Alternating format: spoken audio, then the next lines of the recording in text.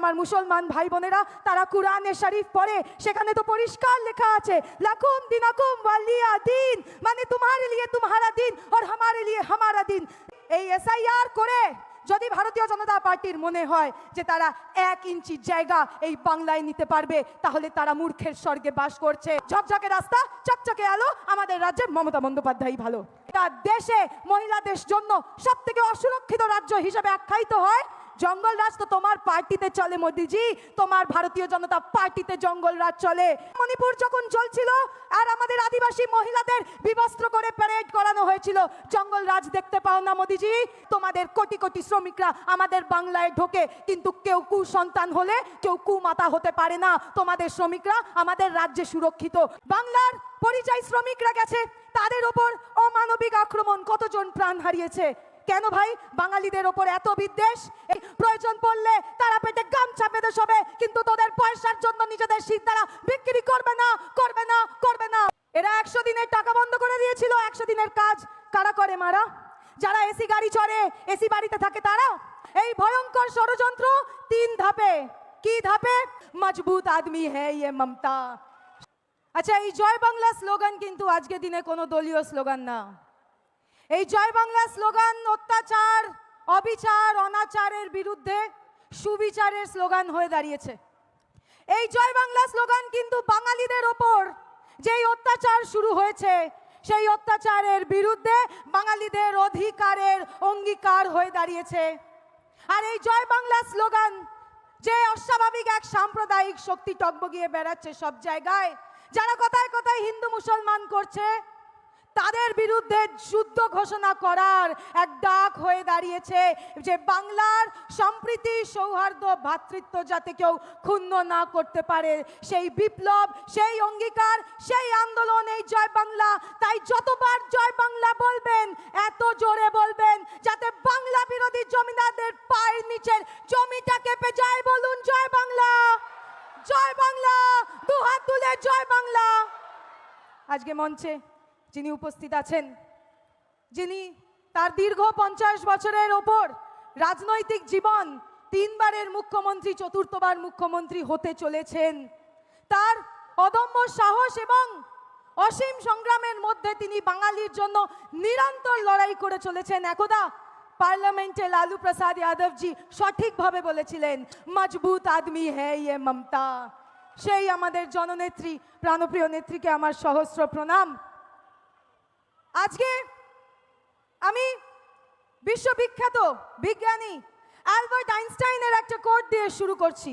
তিনি বলেছিলেন, "The world will not be destroyed by the evil doers, but the world will be destroyed by those who watch and say nothing about it."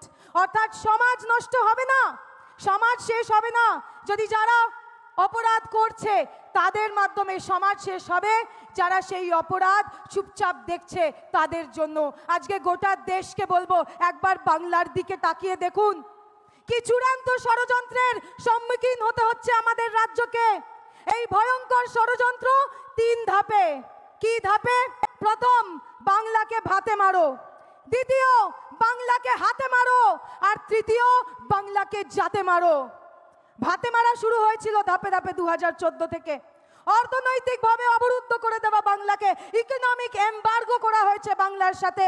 আপনারা ইতিহাসের পাতা খুঁজে দেখে নিন, এই নিদর্শন কোথাও পাবেন না যে যুক্তরাষ্ট্র পরিকাঠামোতে এভাবে একটা রাজ্যর বকেয়া টাকা আটকে দেওয়া হয়।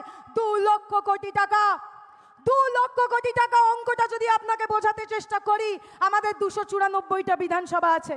এই 2 লক্ষ কোটি টাকা আপনি 294টা বিধানসভায় যদি ভাগ করে দেন, তাহলে আমার আপনার এক একজনের বিধানসভায় 680 কোটি টাকা করে বকেয়া। এই টাকা কারুর পৈতৃক সম্পত্তি? এই টাকা তো আমাদের টাকা, করের টাকা। কর বাবদ আমার আর আপনার টাকা নিয়ে যাচ্ছে, এরা দেবে না। এরা 100 দিনের টাকা আটকে দিয়েছিল। জঙ্গলমহল থেকে আসুন স্টেজে, নেক্সট বক্তা আপনি। এরা 100 দিনের টাকা বন্ধ করে দিয়েছিল। 100 দিনের কাজ কারা করে মারা? যারা এসি গাড়ি চড়ে, এসি বাড়িতে থাকে তারা না। যারা দিন আনে দিন খায়, যাদের সেদিকের পারিশ্রমিক না হলে তারা নিজেদের সন্তানের মুখে অন্ন তুলে দিতে পারবে না, এরা এতটাই গরিব মানুষ বিরোধী। এরা 100 দিনের টাকা আটকে দিয়েছে। ভেবেছিল বাংলার মানুষ বাংলার গরিব খেটে খাওয়া মানুষ শিরদাঁড়াটাকে একটু বেঁকিয়ে দেবে আর মাথাটা নত করে দেবে। ওরে ভারতীয় জনতা পার্টি, এতদিন চেষ্টা করছিস, এখনো পর্যন্ত বাংলার খেটে খাওয়া সাধারণ মানুষের যে তারা কি ধাতু দিয়ে তৈরি আজ পর্যন্ত বুঝতে পারিসনি। প্রয়োজন পড়লে তারা পেটে গামছা বেঁধে শোবে, কিন্তু তোদের পয়সার জন্য নিজেদের শিরদাঁড়া বিক্রি করবে না, করবে না, করবে না। আর করবেও বা কেন বলুন তো? 100 দিনের টাকা আটকে দিয়েছে দিদি দিয়ে দিয়েছে 100 দিনের টাকা। তারা পদের টাকা আটকে দিয়েছে, রাস্তার টাকা আটকে দিয়েছে, দিদি রাস্তা বানিয়ে দিয়েছে পথশ্রী। তারা আবাসের টাকা আটকে দিয়েছে, বাংলার বাড়ি দিয়ে দিয়েছে দিদি। আরে তোরা নিবি আর দিদি দেবে, তোরা নিবি আর দিদি দেবে। তাই এই সব করে বাংলাকে গ্রাস করবার স্বপ্ন তোমরা দেখো না। বাংলাকে ভাতে মারবে বলছে, লক্ষ্মীর ভান্ডার যারা পায় তারা ভিখারি। আচ্ছা আপনারা বলুন তো, এমন একটা চাকরি যেই চাকরিতে রোজ সকালবেলা যেতে হয়, সারাদিন অক্লান্ত পরিশ্রম করতে হয়, রাত্রিরে আবার ঘুমিয়ে পড়ে পরের দিন সকালবেলায় আবার সেই চাকরি যেতে হয়, সেই চাকরিতে একদিনেরও ছুটি নেই আর কোনো পারিশ্রমিক নেই। কি চাকরি বলুন তো? আপনার বাড়ির গৃহবধূটাকে জিজ্ঞাসা করুন কিভাবে সে তার সংসার লালন পালন করে, শিশু সন্তান প্রতিপালন করে। কে ভেবেছে তার কথা? কে ভেবেছে তার সময়ের পারিশ্রমিক? একজন মহিলা, তার নাম মমতা বন্দ্যোপাধ্যায়। লক্ষ্মীর ভান্ডার ভিক্ষা। যুবসাথী বলছে 1500 টাকা ভাতা দিচ্ছে। ভাতা দিচ্ছ কেন? চাকরি দাও। আরে এই 1500 টাকার মর্ম বুঝতে গেলে সুদূর গ্রামে থাকে একটা মেয়ে, মাধ্যমিক উচ্চ মাধ্যমিক পাশ করেছে, তাকে গিয়ে প্রশ্ন করো যে তুমি চাকরি কেন করছো না? সে বলবে আমি কলকাতায় গিয়ে একটা ভালো চাকরি করতে চাই, তার জন্য আমায় স্কিল ডেভেলপমেন্ট করতে হবে, আমার যা গুণ আছে আমায় আরো উন্নত করতে হবে, তার জন্য একটা কম্পিউটার ট্রেনিং বা একটা ইংলিশ ট্রেনিং এর জন্য পয়সার সামর্থ্য নেই। যাদের কথা কেউ ভাবেনি দিদি, তাদের কথা তুমি ভেবেছো। তাই গোটা যুব সমাজের পক্ষ থেকে আমি তোমাকে এটুকুনি বলবো, চন্দ্রবিন্দুর সেই জনপ্রিয় গানের একটা লাইন, দিদি তুমি মায়ের মতোই ভালো। বাংলাকে ভাতে মারার প্রচেষ্টা শেষ হয়ে হাতে মারতে শুরু করলো। ভিন রাজ্যে বাঙালি পেটানো হচ্ছে, বাংলার পরিযায়ী শ্রমিকরা গেছে, তাদের ওপর অমানবিক আক্রমণ, কতজন প্রাণ হারিয়েছে। কেন ভাই বাঙালিদের ওপর এত বিদ্বেষ? এই জন্যই, কারণ বাংলায় শুধু এসে তোমাদের টকবগিয়ে ঘুরে বেড়ানো ঘোড়া সারা দেশকে গ্রাস করে বেড়াচ্ছে, আর বাংলায় এসে মুখ থুবড়ে পড়ছে। তাই আমাদের বাঙালি পরিযায়ী শ্রমিকদের তোমরা মারবে, তোমরা পেটাবে, তাদের মৃত্যুবরণ করতে হবে। জেনে রাখো, আমাদের যদি লক্ষ লক্ষ শ্রমিকরা বাইরে যায়, তোমাদের কোটি কোটি শ্রমিকরা আমাদের বাংলায় ঢোকে, কিন্তু কেউ কুসন্তান হলে কেউ কুমাতা হতে পারে না। তোমাদের শ্রমিকরা আমাদের রাজ্যে সুরক্ষিত, আগেও ছিল, আগামী দিনেও থাকবে। এরা নানান রকম ভাবে আক্রমণ করবার চেষ্টা করছে, কিন্তু এরা বুঝতে পারছে না যে বাংলার মানুষ একটু অন্য ধাতু দিয়ে তৈরি। এরা তারপরে বাংলাকে জাতে মারার চেষ্টা করলো। একটা জাতিকে যদি অবলুপ্ত করতে হয় তাহলে সর্বপ্রথম তার ভাষাকে শেষ করুক। তাই জন্য বাংলা ভাষা বলার অপরাধে পুশব্যাক দিল্লি থেকে, মনে পড়ছে সোনালী খাতুন কিভাবে একটা অন্তঃসত্ত্বা মহিলাকে তাকে পাঠিয়ে দেওয়া হয়েছিল, পুশব্যাক করে দেওয়া হয়েছিল বাংলাদেশে। আরে যেই বাংলা ভাষায় তোমরা আমাদের জাতীয় সঙ্গীত গাও, যেই বাংলা ভাষার গানগুলো আজ শত শত স্বাধীনতা সংগ্রামীদের উদ্বুদ্ধ করেছে, যেই বাঙালি না থাকলে হয়তো এই দেশটাও স্বাধীন হতো না, তোমরা সেই বাংলা ভাষাকে শেষ করতে চাও।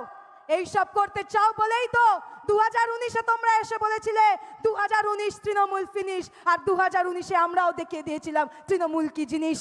2021-এ তোমরা এসে বলেছিলে আপকি বার 200 পার, 2021-এ বাংলার সাধারণ মানুষ দিয়ে দেখিয়েছিল আপকি বার পগার পার, আর 2024-এ তোমরা বলেছিলে আপকি বার 400 পার। কি হলো দাদা?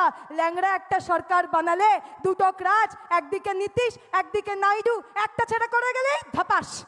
এই তো তোমাদের অবস্থা। তারপরেও লজ্জা করে না? লজ্জা করে না বাংলায় মঞ্চ বেঁধে তোমরা মিথ্যাচার করো? তার সর্বোচ্চ আসনের জন্য আমার সম্মান আছে, কিন্তু প্রধানমন্ত্রী এত মিথ্যে কথা বলতে পারে এটা আমি ধারণাও করতে পারি না। বাংলায় একটা সবাই এসে বলেছিল বঙ্গাল মে জঙ্গল রাজ চল রে তা মোদিজি, আপনাকে একটু দেখতে বলি তো চোখটা মেলে। উত্তরপ্রদেশে রাতের অন্ধকারে যখন মহিলাকে ধর্ষণ করা হয়, আর দিনের আলোয় সে যখন প্রশাসনের কাছে যায়, পুলিশ যখন তাকে আবার ধর্ষণ করে, জঙ্গল রাজ দেখতে পাও না চোখে মোদিজি?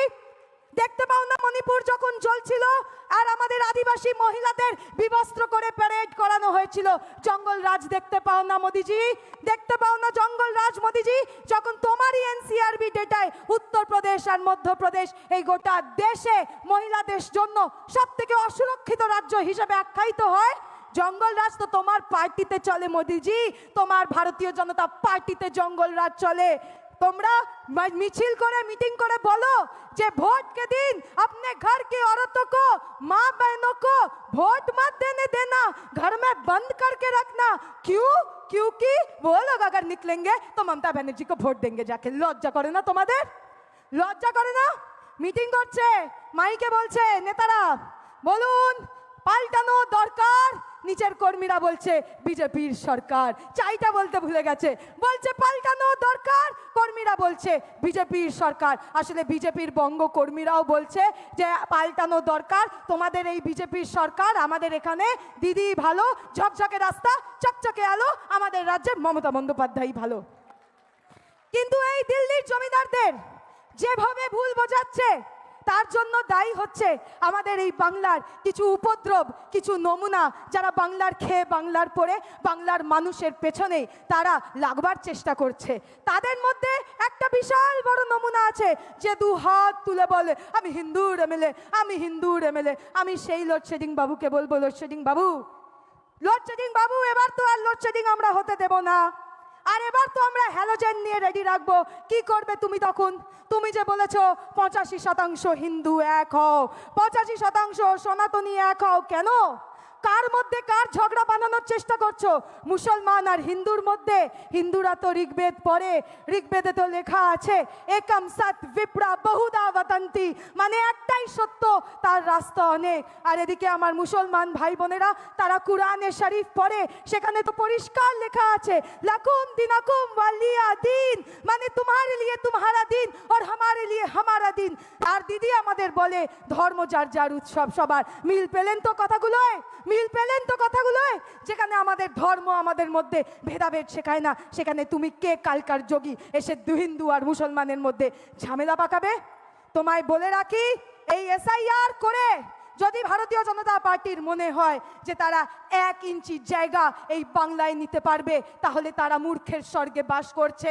আমি বলে রাখি, এই এসআইআর, এই লজিক্যাল ডিসক্রিপেন্সি, এই অ্যাডজুডিকেশন, এই ডিলিট সব কিছু মিলিয়ে তোমরা যা খুশি করে নাও। লড়াই সুপ্রিম কোর্টে হয়েছে, লড়াই পথে হচ্ছে, বাটে হচ্ছে, বুথে বুথে হবে লড়াই। আর এই লড়াইয়ে তোমাদের আমরা 1 ইঞ্চি জমি ছাড়বো না, জেনে রাখো। তাই আগামী দিনে আপনাদের এই লড়াইয়ের জন্য প্রস্তুত হতে হবে, কারণ এই লড়াই শুধু তৃণমূল কংগ্রেসের লড়াই না, এই লড়াই বাংলার প্রত্যেকটি মানুষের লড়াই।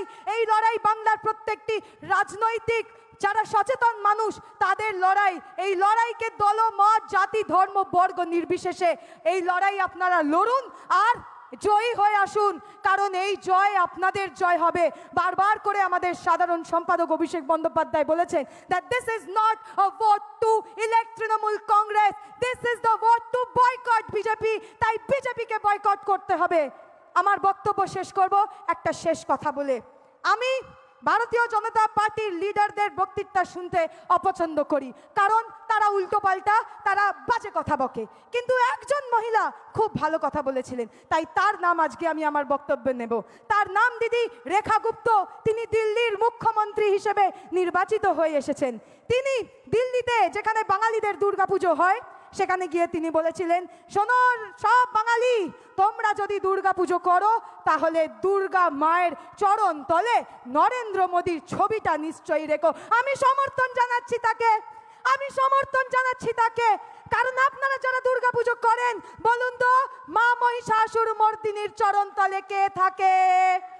মহিষাসুর মর্দিনীর চরণ তলে থাকে মহিষাসুর। আর আমাদের দেশে যারা দেশটাকে তিল তিল করে খাচ্ছে তার নাম মোদি আর শাহ। তাই আজ থেকে আমাদের দিদির নাম মোদি শাহাসুর মর্দিনী। বলুন জয় বাংলা, জয় বাংলা, জয় বাংলা। যতই করো হামলা আবার জিতবে বাংলা, যতই করো হামলা, আরে যতই করো হামলা। অনেক অনেক ধন্যবাদ। জয় হিন্দ, বন্দে মাতরম, তৃণমূল কংগ্রেস জিন্দাবাদ, মমতা বন্দ্যোপাধ্যায় জিন্দাবাদ, অভিষেক বন্দ্যোপাধ্যায় জিন্দাবাদ। ভালো থাকবেন, সুস্থ থাকবেন।